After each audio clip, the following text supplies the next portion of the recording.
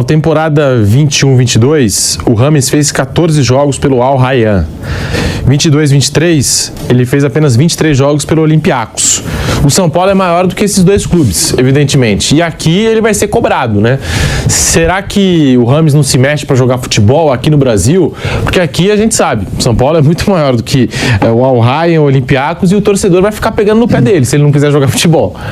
Eu acho que a questão é que ele não consegue, né? Ele não consegue jogar, ele se machuca, então ele vira e mexe, ele está fora de combate.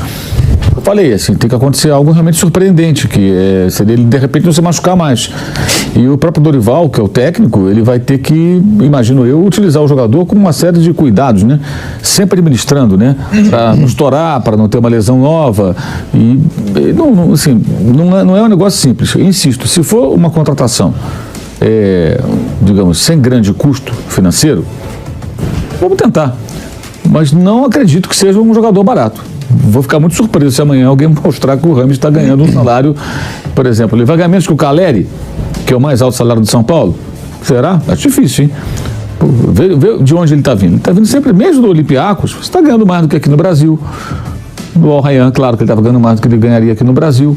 Então a questão é essa, o clube fazer um esforço financeiro para ter um jogador que vai entregar, tecnicamente, ok, mas é muito pouco provável. Então, a gente não pode aqui ficar trabalhando em cima de suposição. Ah, não, agora vai dar tudo certo. Com base em quê? Se você fala que agora vai dar tudo certo, tem que estar baseado em alguma coisa. Tem que se calçar em alguma coisa. Por exemplo, o Rames não se machuca há um ano. Ele não ficou no Olympiacos porque ele brigou com o técnico, ou porque não pagaram a ele, se aborreceu, ele rompeu o contrato. Mas jogou trocentas partidas, está sempre à disposição, está sempre... Não se machucou mais. Mas não, ele continua tendo problemas de lesão. Vira e mexe, ele está machucado. Esse que é o ponto, né? Então, agora a torcida vai fazer festa, vai se empolgar. É natural, o torcedor ele fica empolgado. Então, o torcedor de São Paulo é um torcedor carente, o time não tem conquistado títulos. E eu acho que esse jogo de terça-feira tem um peso. Porque é muito semelhante a situação. Ele tem tudo para ser no São Paulo parecido com o Renato Augusto. Vai ficar um tempo no estaleiro, aí ele volta. Aí um dia ele faz um jogo contra um Flamengo, contra o Corinthians, contra o Palmeiras, contra o Santos, contra um Grêmio, um Atlético, e decide o jogo, faz uma jogada, faz um gol, dá 2 passes para gol, o Caleri faz 2 gols com o passe dele, todo mundo vai ficar maravilhoso, bate uma falta, né? Ele bate muito bem na bola, todo mundo vai elogiar, a gente vai encher a bola dele aqui, e depois ele some um tempo, depois reaparece. Esse é o ponto. Acho que esse que é o ponto. E não tem como utilizá-lo na Copa do Brasil, mesmo que ele chegue amanhã, né? Que as inscrições não tem mais na Copa do Brasil, já passou, né? Com números de Rames Rodrigues, será que vai ser o novo 10 do Tricolor? Mapa de movimentação de Rames Rodrigues pelo Olympiacos da Grécia, 23 jogos, 18 como titular, com 5 gols, 6 assistências, 138, é isso? Se eu estou vendo bem, enxergando bem? 138,9. Minutos para participar em gol, não atua desde abril. Desde 9 de abril deste ano, a gente tem o mapa de movimentação dele, André. Quando se fala em Rames Rodrigues, vem à minha cabeça um gol antológico que ele fez no Maracanã. Se eu não me engano, foi Colômbia e Uruguai. Exatamente, oitavas de final. Oitavas de final da Copa. Gol Puskás, né? Exato.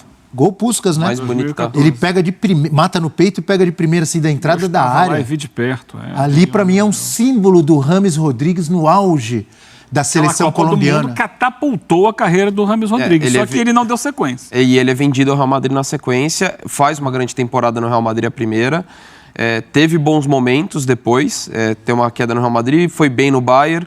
Acho que a última temporada ok dele foi no Everton, 2021. Então já faz um tempo. Lógico que o torcedor fala, 10 anos que ele não joga, não é bem por aí. Ele teve um bom... Se ele jogar o nível que ele jogou no Everton aqui, ele vai fazer um belo de um estrago no futebol brasileiro. Até porque ele tem uma característica que carece no São Paulo e ficou nítido no jogo contra o Corinthians, por exemplo. São Paulo foi melhor. Time de controle de posse, mas falta o cara de maior criatividade. O cara com passe ou com a finalização de fora da área. Isso ficou nítido no jogo na Neoquímica Arena e ele entrega isso. Então acho que é um cara que no estilo de jogo, na característica, ele casa perfeitamente com o que carece o time do Dorival, que está muito bem treinado, mas acho que ainda precisa de mais refino técnico. Ele entrega isso. Porém, aí que entra o porém. Da questão da qualidade dele é indiscutível.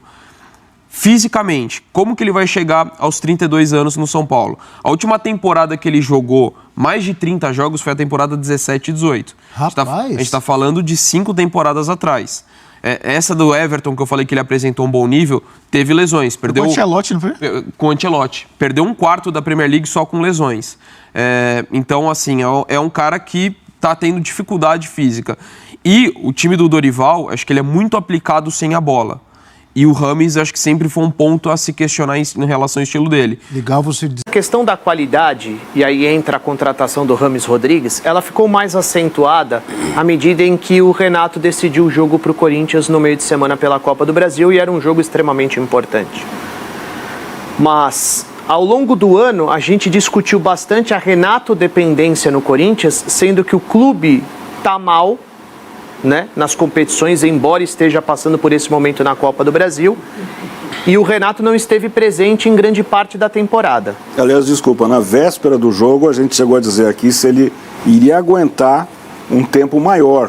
Exato. Fosse um tempo só, 30 minutos iniciais do final, e de repente o cara foi praticamente o jogo inteiro. Então, assim, se discute o custo-benefício a todo momento. Porém, o Renato tem uma identificação com o Corinthians. Renato é um ídolo corintiano. Então, além de jogar muita bola, ser um craque, por mais que ele não esteja em campo em todas as oportunidades, o torcedor entende, e ali todo mundo entende como ele é inserido naquele contexto. O Rames Rodrigues, na minha opinião, ele chega e o São Paulino olha para esse cara, porque é uma contratação midiática, é um nome mundialmente reconhecido, conhecido, como uma salvação. É como se ele tivesse que mudar o patamar do São Paulo da noite para o dia. Sim. O São Paulino já está imaginando o Rames Rodrigues em campo contra o Corinthians, ou seja, ele precisa mudar o patamar do São Paulo. Chegou o toque de qualidade. Será que esse cara, será que é justo? Ou será que ele está preparado para assumir essa responsabilidade de mudar o patamar do São Paulo? O Daniel Alves não veio para fazer isso? O Daniel Alves, por mais que ele tenha sido um craque na carreira, ele jamais mudaria o patamar do São Paulo à medida em que ele nunca foi esse cara. Ele sempre melhorou os demais. Mas ele jurou amor pelo São Paulo, beijou o escudo.